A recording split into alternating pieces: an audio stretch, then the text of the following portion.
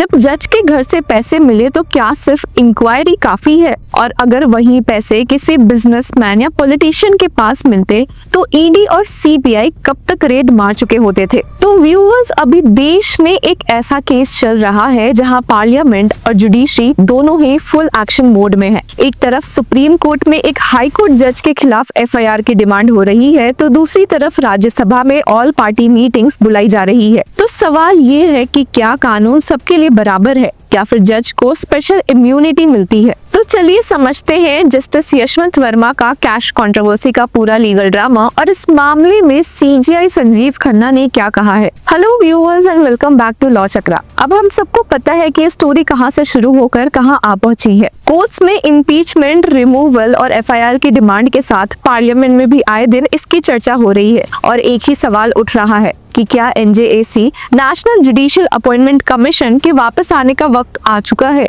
जैसा कि हम जानते हैं कि कई लोग एनजेएसी के फेवर में हैं, इंक्लूडिंग रूलिंग पार्टी। तो कई लोगों का मानना है कि शायद ऐसे सिचुएशन में रूलिंग पार्टी इस पर ज्यादा पुश करेगी। पर वहीं कुछ लोगों का मानना ये भी है कि गवर्नमेंट जस्टिस यशवंत वर्मा के केस का गलत फायदा उठाते हुए जुडिशरी को अपने अंडर लाना चाहती है एनजेएसी इंट्रोड्यूस करके। इन लोगों में से एक इंसान सीनियर एडवोकेट प्रशांत भूषण भी है और उन्होंने इस मसले में क्या कहा है, चलिए सुन लेते हैं।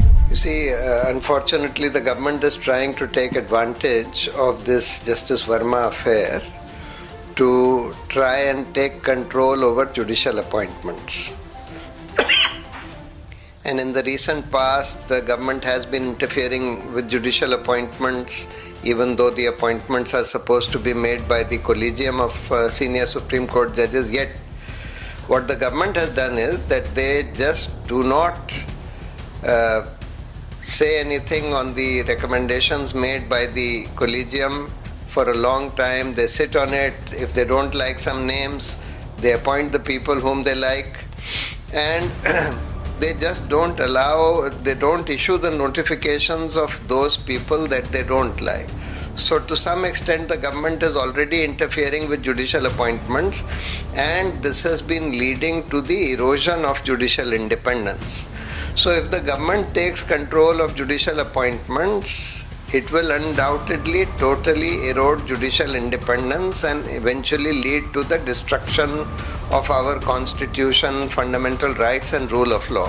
So that is not the solution. Of course, there are many problems with the collegium system of appointments. There is very little transparency.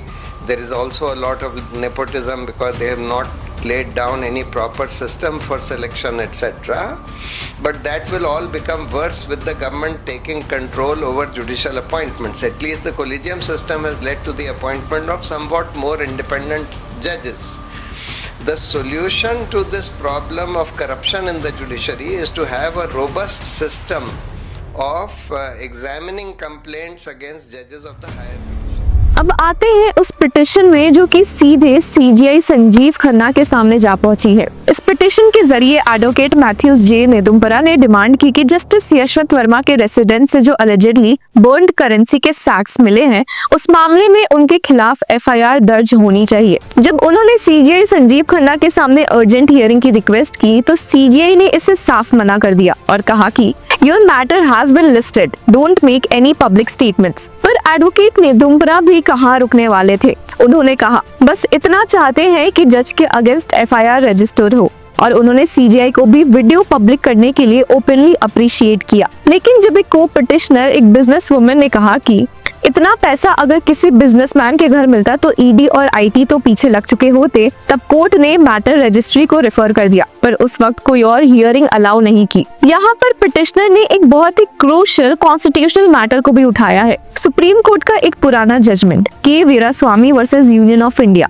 जो कि कहता है कि किसी सिटिंग हाई कोर्ट या सुप्रीम कोर्ट जज के खिलाफ एफआईआर तभी रजिस्टर हो सकती है जब सीजीआई की परमिशन हो। एडवोकेट नेदुम्परा ने इस मामले में कहा है कि ये डिसीजन एक स्पेशल इम्यूनिटी क्रिएट करता है जजेस के लिए, जो डेमोक्रेसी और रूल ऑफ लॉ के अगेंस्ट है। उनका आर्ग्यूमेंट है कि even the king is not above the law, तो जज कैसे हो सकते हैं। पुलिस का स्टैट्यूटरी ड्यूटी है एफआईआर रजिस्टर करना अगर कोई कॉग्निजेबल ऑफेंस हो, और ये केस तो ओपन एंड शट लगता है। बर्न्ड कैश, सिक्योरिटी गार्ड के स्टेटमेंट्स और कॉन्ट्राडिक्टिंग रिपोर्ट्स ऑलरेडी रिकॉर्ड पे हैं। सिर्फ यही नहीं बल्कि उन्होंने अपने प्ली में ऑलरेडी स्टेट किया है कि सुप्रीम कोर्ट कॉलेजियम द्वारा 3 जज कमेटी बनाकर इन हाउस इंक्वायरी स्टार्ट करना पब्लिक ट्रस्ट के लिए एक डिससर्विस है। इस मामले ने सिर्फ जुडिशरी को ही नहीं बल्कि पॉलिटिकल गलियारों में भी काफी अफरा तफरी मचा दी है। सेंटर ने ऑल पार्टी मीटिंग्स बुलाई जिसमें TMC, DMK, Congress, BJD, YSRCP, Shiv Sena जैसी पार्टीज को इनवाइट किया गया। लॉ मिनिस्टर अर्जुन राम मेघवाल ने इस मामले में सभी पार्टीज को इनवाइट किया और उनसे फीडबैक की मांग की है। ही स्टेटेड, नेक्स्ट स्टेप तब लिया जाएगा जब पॉलिटिकल कंसेंसस बन जाए। तो ये क्लियरली अब एक जुडिशियल क्राइसिस से ज्यादा देश के लिए एक पॉलिटिकल मूवमेंट का हिस्सा बन गया है। अब इस केस में जस्टिस यशवंत वर्मा ने अपने डिफेंस में ऑलरेडी कहा है कि ना तो मैंने और ना मेरे परिवार ने कोई कैश स्टोर किया था, पर दिल्ली पुलिस कमिश्नर की रिपोर्ट कुछ और ही कह रही है। सिक्योरिटी गार्ड ने अलेजेडली देखा था बर्न्ड करेंसी और डेब्रिस रिमूव होते हुए,